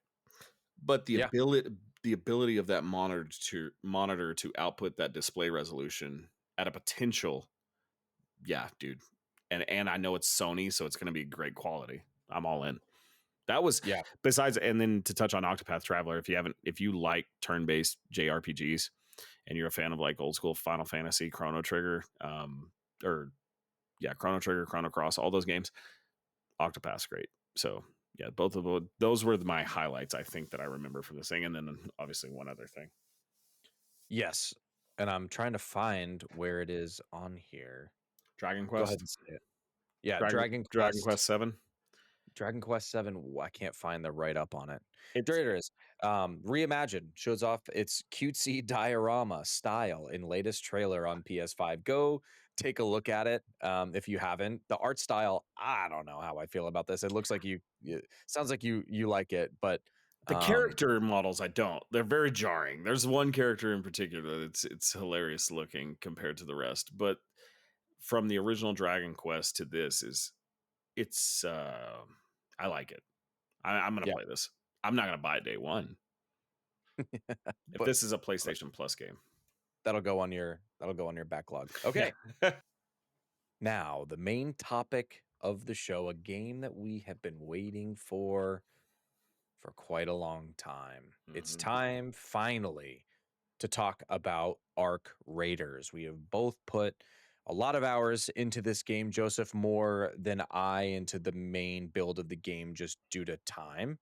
But there's much to be said, I think, about this game. We both have a lot of opinions, and there's been a good amount of news circulating as it's kind of caught the zeitgeist right Yeah. now. I think it's the new hotness in town, and everybody's playing it. I think the best way to start is to just talk about our thoughts. I think we can break it down into, your typical type review type, right? So gameplay, audio design, visual design, and then overall just fun factor and other things that we think along the way are important. Let's I let's start with visual and world building first. I think that's a good place to start as it's one of the first things I think that makes the game stand out is just the overall vibe and art style, aesthetic, and feel, kind of that look and feel of Yeah. the game. Um, I love the way the game looks. I think the style and art direction is cool without being in your face. It has a very Star Wars meets Guardian of the Galaxy type thing going Dune. on, Yeah, yeah. right? Stranger It's Things. Like Yeah, even a little Stranger Things in there, I think, and it's familiar but different enough Yeah. that it invites you in, and I think the environments are really good. The game runs great on Unreal 5. We can talk about performance a little bit later, but as it relates to the graphics and the way the game looks, it's very sharp and the environments are detailed very well. You feel like this is a world that's not necessarily like living and breathing in the sense of it being inhabited, but it feels dangerous and it feels like maybe you shouldn't be up here with the arc and the different things, right? The designs for the arc are really interesting. They're cool and they feel familiar but not. It's something that I think a lot of people can't nail these days. It's just visual aesthetic and a world that you want to spend time in. But what are your thoughts on that on the world building and the general vibe, I guess you could say, of the game? I think aesthetically, I agree completely with you. I think this hits a lot of the key points that me and you both look for. Obviously, I'm a gameplay guy too, but I always talk about atmosphere in my games. And I think the gameplay hits all your buttons, it hits mine. But aesthetically, with what you were talking about, this feels so much like, because you said it's not an alive world, but it feels like the closest thing to a sandbox without being a sandbox. Like you almost feel like you could do anything in this world. It Right. does a very good job of, to me, this hits a lot of the buttons that Tarkov did, because Tarkov is very good at its environmental storytelling. And I think to be an extraction shooter, a lot of people think Escape from Tarkov created the genre. Mm, Technically, The Division did, in my opinion. yes. Yeah. Um, and that was also very good at environmental storytelling to give you this sense of urgency to be in this world, but don't be here too long and go back home. Yep. And I think it does a great job of conveying that through its art style, through its visuals, environmental storytelling. This truly does feel like, how Fallout is the a different, like if time stopped in the 50s and continued linear and didn't elevate. This almost feels like time stopped in the 80s and then continued as technology developed, Yeah. eh, is how it feels to me. Like, and as someone who loves the 80s, this is there's something so 80s dystopia that you haven't ever seen. I'm sitting here wearing a filter mask with a motorcycle helmet and this leather jacket in this Star Warsy Dune type world, and it's just, I don't give a shit about the quests, but I feel like I'm building this backstory. I think I texted you when it was in its second, the beta or whatever. I was like, man, dude, you could totally have a novel series in this world. Like what Yep. happened. Like I've honestly thought about, I'm going to talk to you about it after. Ooh, I thought about writing a fanfic for this game, that'd be cool. and I'll talk to you about that idea. But yeah, the environmental storytelling, the graphics, Unreal Engine 5, and like you said, we'll talk about performance, but I think that's what we should do, is just beat by beat. You talk about what you want to talk about and we'll go down the list. But yeah, I agree with you. The environmental storytelling, the world, the outfits, the aesthetic, the every map. And that was another thing. A lot of games in this genre, when they first come out or they're in beta, like Tarkov was for 10 years, you got one or two, right? We got four, right? Is it four? It's four. I think isn't it up to 5 now? Because, well, there's a new update that's about to release, but you have like the Dam, Blue Yep. Gate, Spaceport, Spaceport Buried City, and then the next one is about to come out. will be 5. Yep. Yeah, you got the practice range, but yeah. So you're about to have five, and dude, I don't get bored. I've played Damn so many times, and then you have the night modes, the electric storms, there's so many different ways. I haven't gotten any repetitive feeling in the 52 hours I've put into this game at all. Yeah. I I think that's a good segue into talking a little well, let's talk a little bit about performance and then get into gameplay because I mean, Sure. gameplay is gonna be pretty, pretty beefy. So, I'm playing on my PC. My specs, I'll tell you them. I got them here. I'm on a Ryzen 7 5800X. I've got a 3070 Ti, and I've got what 64 gigs of DDR4 Mhm. RAM. So I'm running a pretty middle of the pack rig. I'm playing at medium settings. I'm getting over 120 FPS pretty much consistently, maybe a few dips under 100 here and there, but the game looks good and it runs good. Are I'm you not on using too DLSS? yeah, I am. I think I'm on the balanced DLSS. Yeah. I haven't put it on performance or quality. Quality Just will have it probably there. be about you should probably turn it up to quality, and I bet you'll hit the same. Yeah, I probably will. Um, but it runs great. I have no issues with performance, and it's an Unreal Engine 5 game, so it can be done. Granted, it's not an open world, but it's pretty big. Yeah. Each one of those maps are sizable. There's a lot of things to do in them, and yeah, I know the gameplay's great on console because I played it there before, so I can Yeah. recommend the game on PS5 as well. I haven't bought it on PS5 yet. I will at some point, but just haven't yet. I I probably will think too. yeah, just to do a couple runs on the couch every now and then if I don't wanna come up here and, like, turn the rig on and all that, but yeah, from a performance standpoint, no issues.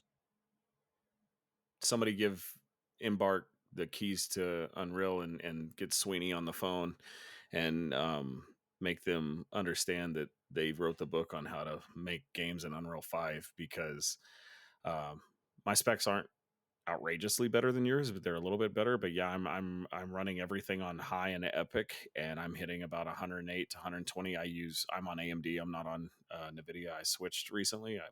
But yeah, I'm on Epic and high on everything, and I'm getting over 120 FPS consistently in all maps. And at first I thought, okay, let me turn this down to low and have the competitive advantage. And then I'm like, the community is so chill, and that's one thing in a topic in itself. And it's like you're not playing Escape from Tarkov.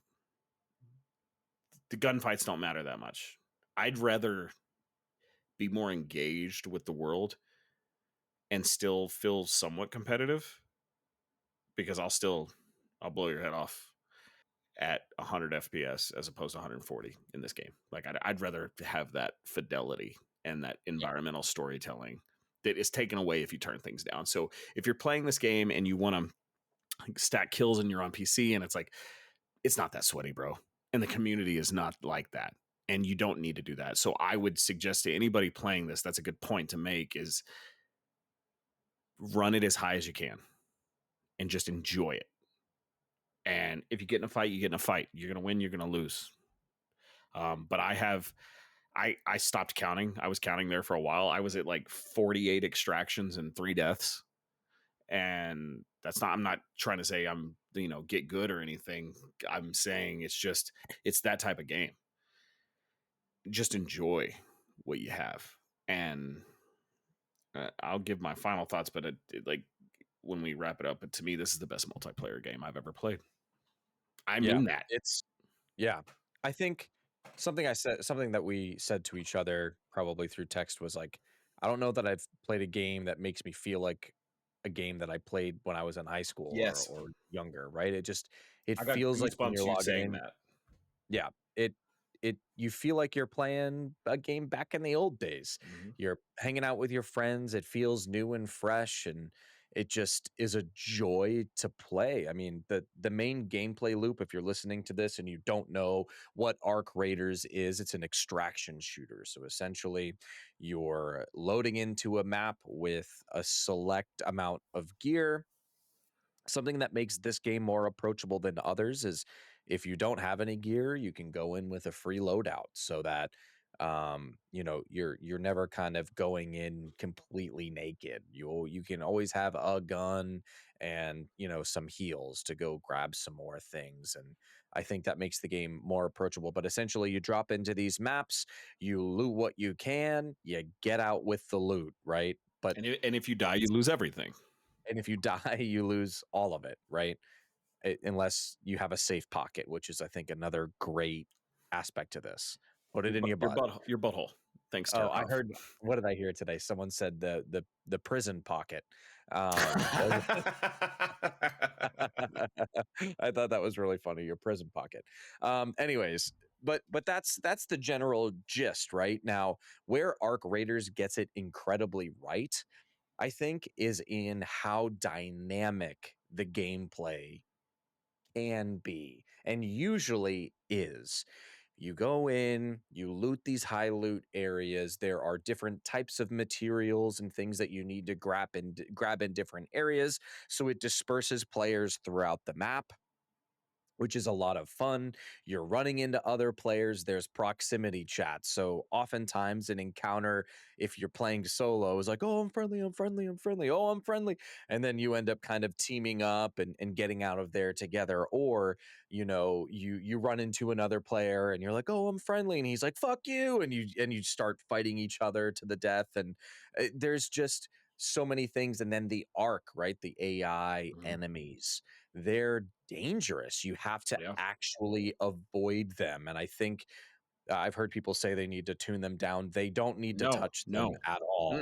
No. The arc need to pose a significant threat. Even the easiest of arc need to at least take some healing materials from you and things like that. You just, the game has to feel dangerous, and it does. And I think what you said is, there are a lot of times you can get out successfully with extractions, especially teaming up with other players.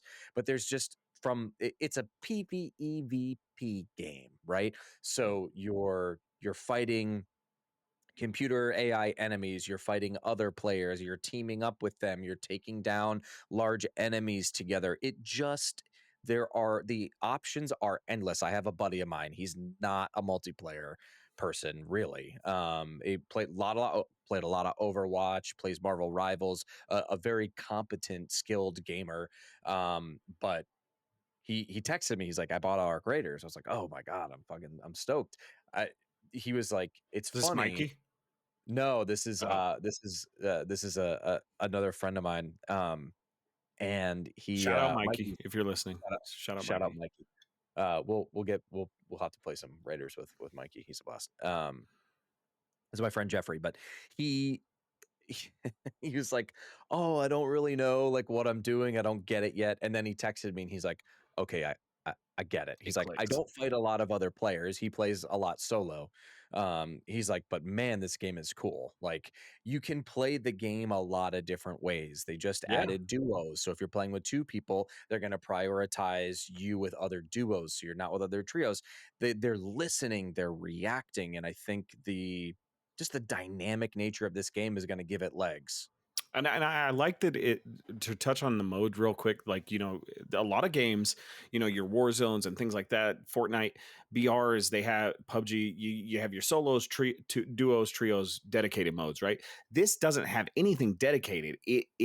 They know how to optimize their servers, and it's like, hey, let's put all the solos with solos if there's duos with duos, but there is always that possibility. There's just so many people playing it right now. I haven't, as a solo, ran into duos or trios yet, but you could do that. And I think that's good. And the other thing that I wanted to touch on while we're kind of talking about gameplay, in the grand scheme of things, as someone who's played Tarkov since 2017, um, this is they got it right, because the AI, I've seen so much on Reddit and Twitter that this game needs a PvE only mode.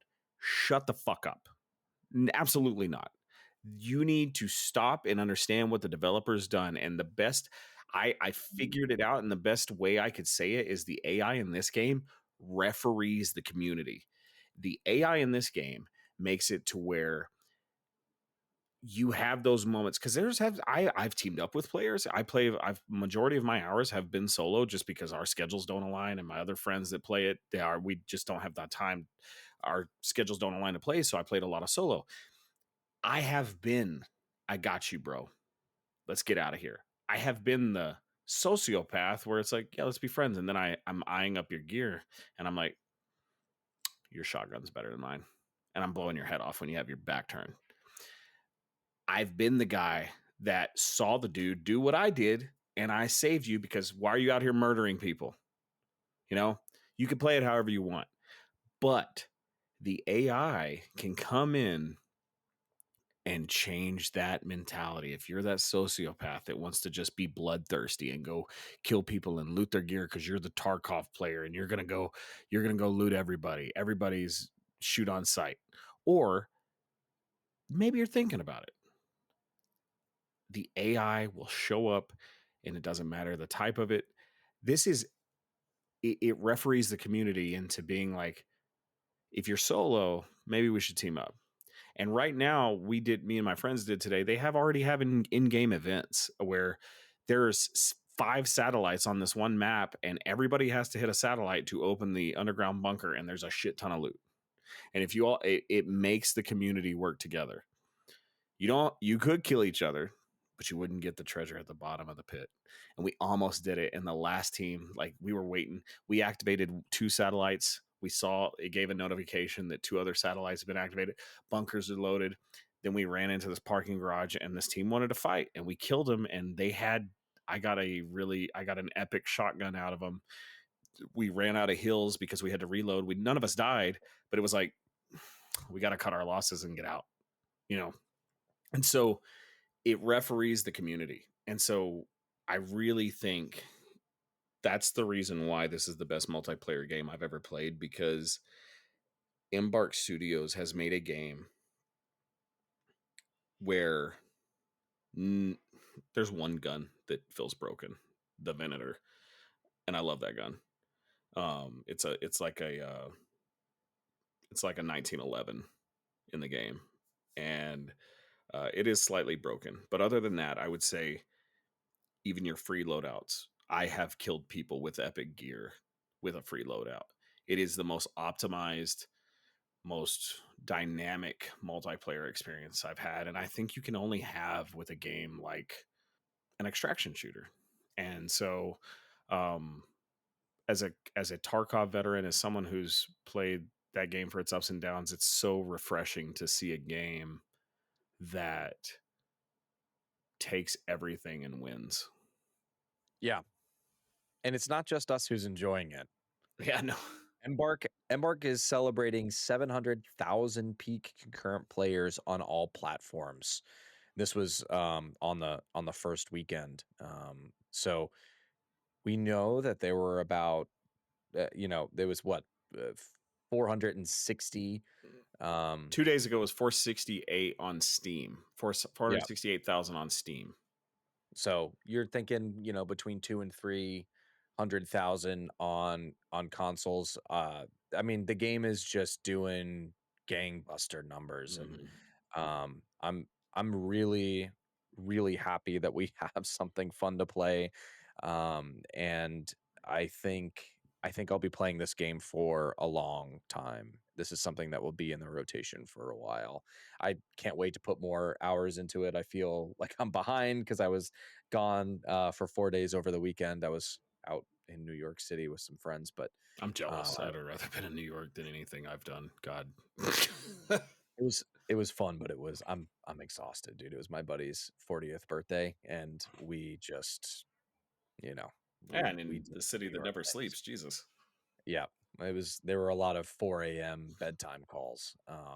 But it was good, man. I'm excited I did it. But Arc Raiders, I'm trying to think if there's anything else that I want to say. They do have some upgrade abilities, or like there's, you can upgrade your workbenches and things like that to be able to craft better things. So there's progression there. The There's skill tree, a like skill tree. you can't unlock everything. I think there's a prestige system that's called trials, or not trials, but expeditions. and it'll reset everything to zero. But if you want to stay your character at, so you kind of have to be methodical about what skills you want to unlock, because I chose anything stamina related because it would give me an advantage in a gunfight. Yeah. There's just so many different ways to play. Embark, between the finals and this, I think they are one of the best studios around right now. They're They fucking might be the premier FPS or competitive shooter studio. yeah. What are your thoughts on it being? There was a lot of complaint from the hardcore audience, because this is third person. You know, Yeah. because you can third person peek, but they actually did a pretty good job. That honestly, you if you're smart and you pay attention, you can tell if somebody's behind a corner because they did so good with the camera that and the bloom if you're inside a building because they don't want people just having that advantage to just camp. They they figured it out. And so what are your thoughts on it being third person over first? I think people need to shut up, man. I just this whole like I was listening to people today and they were like, "Oh, like it's just a third person game, so you can't really take it seriously." It's like, "Oh, Bullshit. come on, man. I don't know about that." And I even just so, don't. yeah. Sorry. It's I don't know. I'm fine with it being third person. I think Marathon will come out for those looking for the first person experience, and I gotta say, I cannot wait to get my hands on Marathon after playing this. It's made me excited to play Marathon because I think it's going to be a little bit of a different experience. And I'm interested to see which one I'll enjoy more. It's going to feel also very good. I think the aesthetic of Marathon is cool. I really hope Bungie can do something special and we have two great games on our hands, but I'm not. I just Arc Raiders has done it so well, Yep. and I think the community is just really smart and filled with interesting people from loose cannons to people who want to help each other. I mean, yeah, this guy came up to me. He was like, "Oh, I'm friendly. I'm friendly." I'm like, "Oh yeah, yeah, yeah, yeah. Let's team up together, bro. Like, where do you want to go?" And as soon as he turned his back, I just completely took all his stuff. There's so many good And, stories that and I've had. I've done this the opposite too, where it's like I've legitimately had fun, like in the same match where I've screwed somebody over, and then Yeah, teamed up with somebody to get out. yeah. I'm an It's opportunist. oh, yeah, you have to be. You have to be on the surface. There's it the game's under is catching a little bit of flack, and I want to talk about this as well. Um, Eurogamer came out with their review, and they got a lot of flack for giving it a 2 out of 5 stars. And one of the Wild. main reasons that they did was because Embark, and this is something that they did in the finals as well, they use real actors' voices, but they generate new lines using the actors' voices using AI. So they're a lot of people who are very upset about this. I'll read a small excerpt from this Eurogamer article here. Let me see who wrote this stupid thing. Rick Lane. Rick Lane wrote this. Good old Rick Lane. Rick Lane. Rick Lane. I don't know him. He may not be great. Who His knows? He hasn't rated. European I've rated more Arc than him, but he's got an opinion.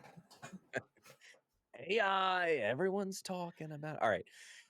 Embark claims this is what he says. Embark claims to use AI voices so the studio can implement ideas quicker, creating new voice lines in hours rather than having to go through the long process of manual recording.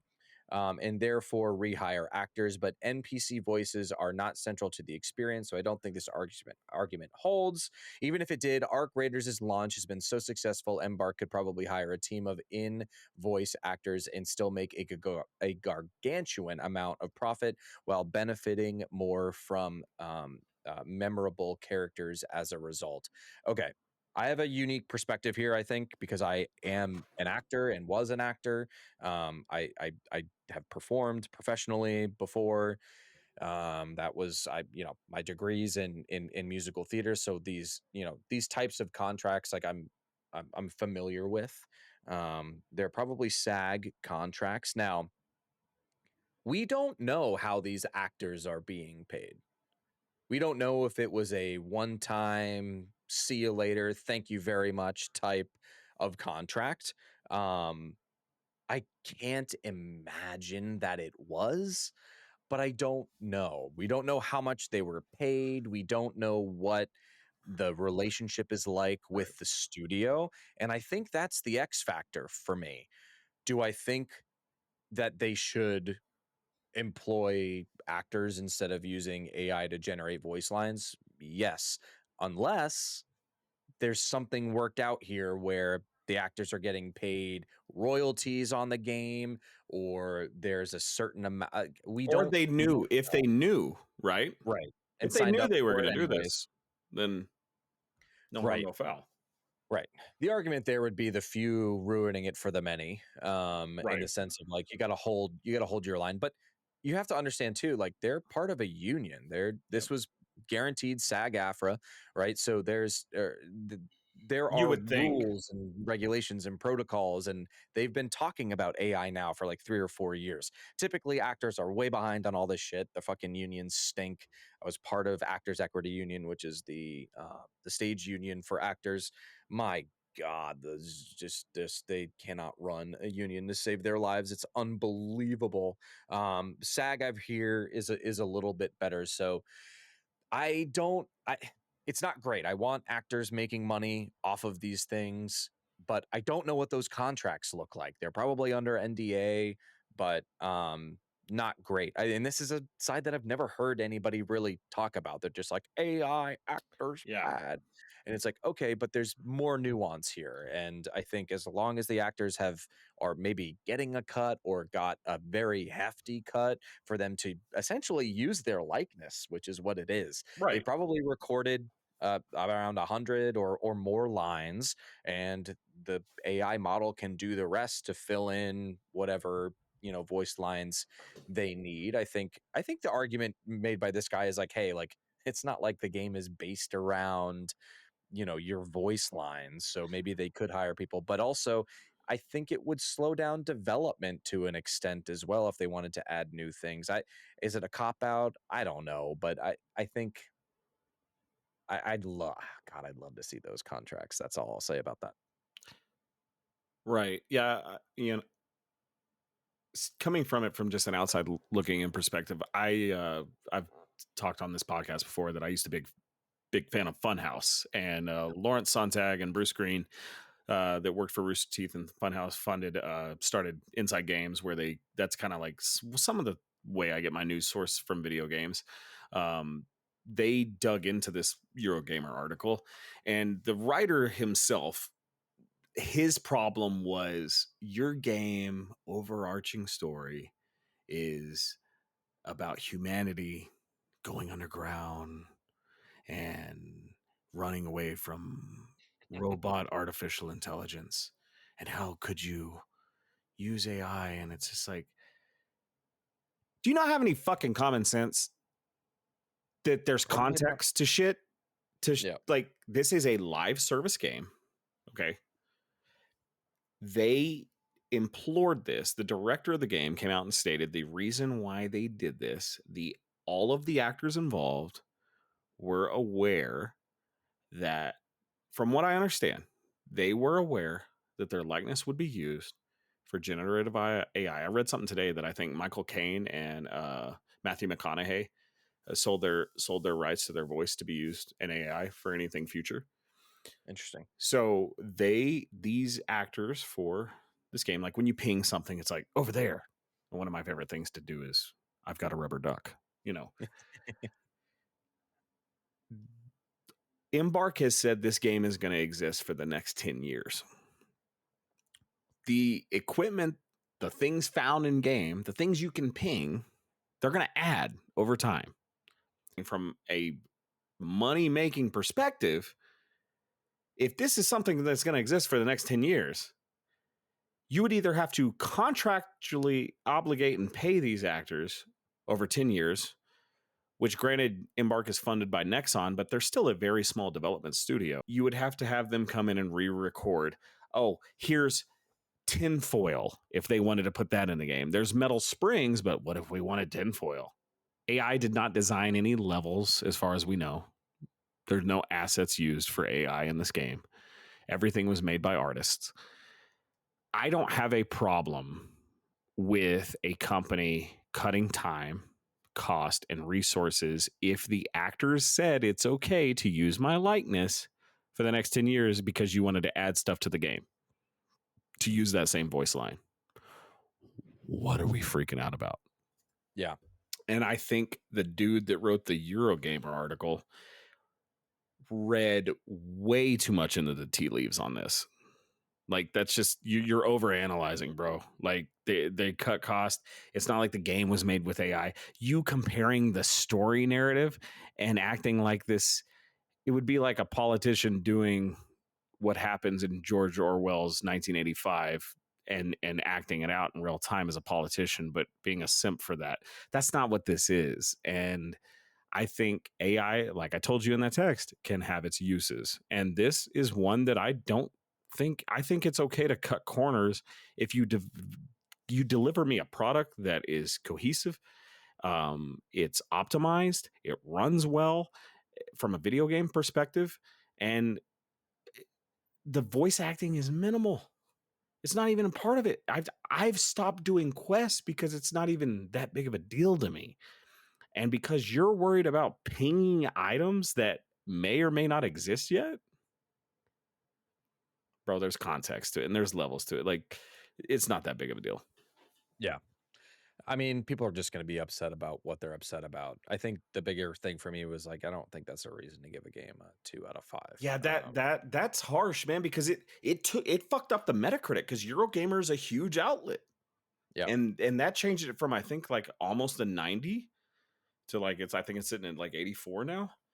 that sucks. Like Yeah, I mean, whatever, man. Fucking I wanted to ask you because this isn't in our thing.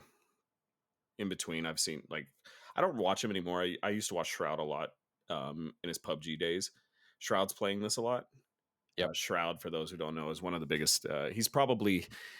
He's a human aimbot. His aim is notoriously good. He's played PC games since he was like 10 years old, competitive shooters, and so he's very good at anything competitive multiplayer. He has campaigning. I don't know if you've seen for this to I win have seen this. Game of the Yeah, Year. yeah. Did you finish Expedition 33? I did. Yeah. What so and I told you I started Kingdom Come. You have Monster Hunter Wilds. You've had Metal Gear Solid Delta. You've had tons of amazing games. People are all up in arms of Silk Song. They love that game. Do you think this is a game of the year? Um, I don't know. I think it will probably end Should it up. deserve a nominee? Yeah. Okay. Yeah. I agree. Absolutely. I agree. Yeah. Yeah, I think hands down this is one of the best multiplayer games we've seen in a fucking really long time. I think it's dynamic. I think the studio did a really good job making sure it runs and there aren't a lot of issues. Like it launched with no issues. There were Yeah. a couple queues that you had to wait, but you were in within 5 minutes and it And they released fixed across. that weekend. Right. And they really did it because they just wanted to make sure that everybody had a good experience. They could have probably let people in, but server stability would suck and they don't want Right. people dropping out of games. I mean, they've even implemented things where if you get killed by a cheater, they give you your loot back. Yeah. Like Yeah, dude. they've thought about everything and it launched without any issues. So yeah, I think it has to be in the game of the year conversation. I think um Because I I don't think want to that spoil anything for that when we get to that. We pick our yeah, game of the year. But that is like, I guess what I'm getting at is, Overwatch won in 2016, the Gotti. And I'm not saying Keeley's awards are the best. To me, as a gamer that's gamed my whole life, to me, the DICE awards are the most important, most yeah, prestigious awards.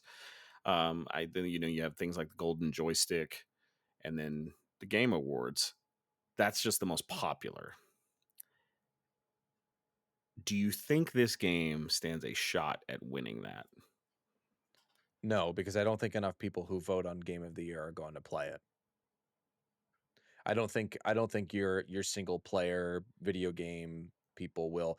And I've seen opinions of people who I know vote in Game of the Year, and they're high on it, but not as high as we are. I don't I'm not really sure why. You have to be a multiplayer gamer, I think, to really enjoy this, Sure. obviously, Yep. just because it's such a shared world and all of that. And I think what I you know, I think Expedition is going to get a lot of nods because of the size of the team and the scope of the game and just the story, emotional aspects of that. I think will probably end up trumping it in a lot of people's minds. But I think you'd be dumb to not give it a nod at this point. The best way I could look at it, I mean, and I to me, Expedition 33 gets my game of the year. Still, Yeah, I am very close, and we didn't really kind of go into what we're playing because we've mainly been playing Arc Raiders. Um, there's a chance that Kingdom Come could beat that for me, but it's just more samey. yeah, Expedition 33 was such a unique experience, and it took like the best of JRPG elements and then made this amazing story with an amazing voice cast, graphics. When you think game of the year, a single player game is always going to beat out a multiplayer game every time. I think in yeah. 2020 it was 2015. No, 2015 was Witcher. 2016 was Overwatch Overwatch. was Overwatch was And there everything at that wasn't time. anything else that year, I don't think, that could Yeah, have like had that testament. I think I will say this. I think Arc Raiders is what Fortnite was to BRs to Tarkov is to PUBG. Tarkov walked so far Fortnite or Tarkov or PUBG walked so Fortnite could run. Tarkov, even though it wasn't the first, because we would agree Division, especially the survival mode that Division had, was more even not yeah. even the dark zone, but the survival mode of Division 1 was probably the first extraction shooter multiplayer game that existed. But Tarkov, Escape from Tarkov, is considered the originator in most people's eyes. That's the PUBG to this is Fortnite. This is what's going to bring people to this genre. And you're going to see one thing we have to talk about before we leave is the Last of Us factions and how rumor said that that game was going to be a live service multiplayer competitive game because factions 1 was took a lot of inspiration from Uncharted Online and put that in its DNA, and it was very just team deathmatch based. You know what I mean? There were objectives, but there was rumor that Factions 2 for The Last of Us 2 was going to be an extraction shooter of some sort. Never saw the light of day because Bungie stepped in, told Sony this isn't going to cut it as a live service game. That's what we know. This is a third person competitive multiplayer extraction shooter in a dystopian apocalyptic setting. If I'm a Sony executive, I'm yelling from the rooftops. And that's another reason why I think Interstellar isn't coming out to PS6 because I think Factions gets greenlit again because of the success of this game.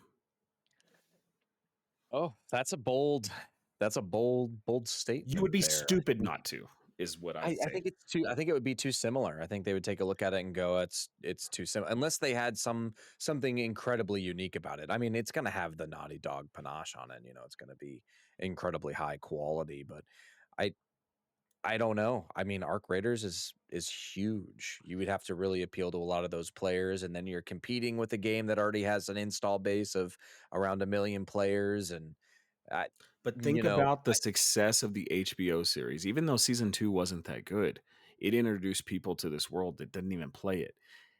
We're not going to see Last of Us 3 because we know they're working on Interstellar, right? for a while. Right. If they ever make Last of Us 3, to me, there's no reason to. They probably will, but this is your. It's like Fallout 76 saw a pop because of the TV show. If I'm Bethesda or Microsoft, I'm looking at Obsidian and being like, "Hey, y'all made the best Fallout game of all time. Bethesda, Todd Howard, get your panties out of your mouth. Let them make New Vegas 2 or Yeah. remake. Y'all remade Oblivion, remake New Vegas. There is no reason that Sony should not go all in and make factions come out now.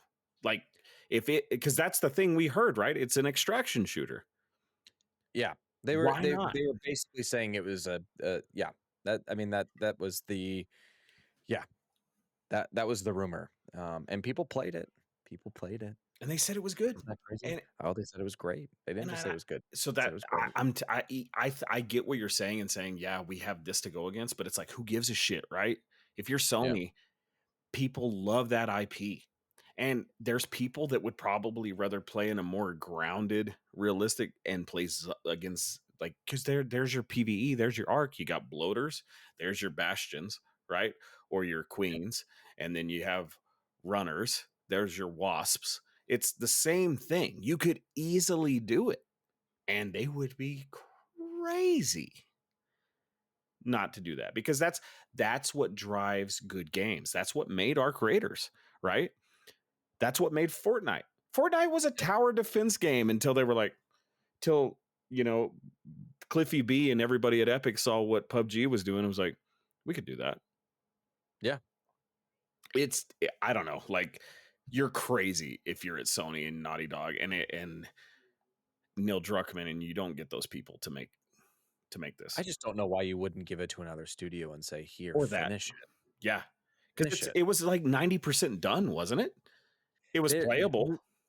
rumors were that it was playable and it was good, and there was a full vision for the game. So it probably wasn't that far off. If I'm Sony, I spin off some of the people who are really passionate about factions, get a new team together and finish that bitch and figure out and don't and this is something I want to talk about with Arc Raiders too. They already have a new update Mm. that's coming out tomorrow. And then they have another update in December. They have a roadmap, right? These are things that these live service games need. And that's something I think that Naughty Dog may have been a little bit, Ball rolling, snowball. you know what I mean? Like you have to release the game, but in the can, you have to have probably 6 months of content. So you have to have enough to sustain people, and then you can slow drip them new Yeah. content for the next 6 months, and then you get 6 months while that content is done and ready to go that you get on the next year. And like that's the cycle that you have to get on, right? Bungie knows that better than anybody, which is why I think Marathon will be really interesting because fucking Destiny too, all of their resources now have gotten pulled to Marathon. Destiny Yeah. is a shell. Yeah, They have it's a gone. big update It's coming done. out, but I'm done with Destiny, and most Everybody people is. are. Yeah. Yeah, the And game is in the Battlefield yeah. would be stupid to not do the same thing, right? Like to have that in the back burner to be like you can't make a multiplayer, not even just fuck the live service term. You cannot make a multiplayer game without having a it's the big daddy scene. Like, he has a 5-year plan. What is it? Don't die? Yeah, that better be your plan. Don't die. Yeah, I don't know. I mean, in the first update, right? This is the Arc Raiders Northline content overview. New map, community unlock event, breaking new ground, multi-phase community event leading to Stella Montis unlock. They have new arc. They have a matriarch and a shredder. New weapon and gameplay items. They've got a rifle, two new grenades, and 3 new mines. And new quests, right? And then they basically said following Northline, Arc Raiders' subsequent update, Cold Snap, launches in December. The Northline is just the beginning of our post-launch roadmap. The next update, Cold Snap, arrives in December, introducing the Flickering Flames event, new snowfall map condition, and the That awaited sounds sick. Expedition Project Raider reset, and more. So there's just for the next couple months that you're playing this game that there are going to be some new things along the way, and that's what you want with one of these shooters. You want to be able to step in, know that the developers give a shit and are listening to you, and go from there. And they are. The Embark has already changed a few things within the game. They've added duos. Like there's just I don't know, man. The game's great, and if you haven't played it, what are you doing? Yeah. Yeah, it's crazy. Like BRs almost were, but it almost feels like we're in this renaissance of extraction shooters are going to be the new MMO. You know, like what World of Warcraft, EverQuest, all these games were RuneScape of the early 2000s. This is going to be the new hotness. And if this game, like having this plan and road mapping this out, and I'm telling you, man, like you said, if you like multiplayer games, if you don't even have to have a friend, you can make one in this game. Yep. I have had some of the best teammates I've ever had that were completely random people in this game, and I haven't added them to my friends list. But if you don't have anybody to play with, I challenge you, go play it and just say, hey man, want to run it back? Yep. It feels very nuanced and old school at the same time. The old school gamer in me was like you said, this is the fun we've had. This feels like a teenager again, and I'm old. I'm an old man. You know, I'll be 40 in 2 years. Yeah. But this feels like 2004. Hey, bro, throw the controller around. Let's go. It's Yeah. so good, so good. It is. It's great. I think we'll leave it there. I mean, we'll continue our thoughts as we continue to play, and I continue to keep diving in, and you do too. And we, maybe we go through that like prestige thing that they have. It's not called prestige, but that's kind of what it is. Um, yeah, it's great. So we'll wrap it there. Quick plug, email us at remote gaming podcast at gmail.com. Write questions in. If you're playing Arc Raiders, let us know. If you're playing Borderlands, if you're playing anything, just write in, let us know. We'll talk about it. Follow us on Twitter, remote_gaming20. YouTube, please check us out there. Check us out on TikTok as well. Joseph does a really fucking good job with the shorts and the TikTok up videos that we're posting on there, and all of the content. So go follow us there, check it out, play Arc Raiders, continue gaming. Joseph, any final thoughts as we leave? Felt good to be back today. It did. It did feel good to be back, and hopefully we will be back next week. And we didn't touch on this for our creators because you called me Scrappy's grandpa or whatever. Scrappy is the chicken Yes. in our creators that Yes. you have to upgrade to get all your equipment and workbenches. So, keep playing our creators, keep fucking that chicken, and we'll Yeah. see you next week. But ask for permission first. Yes. Later, guys.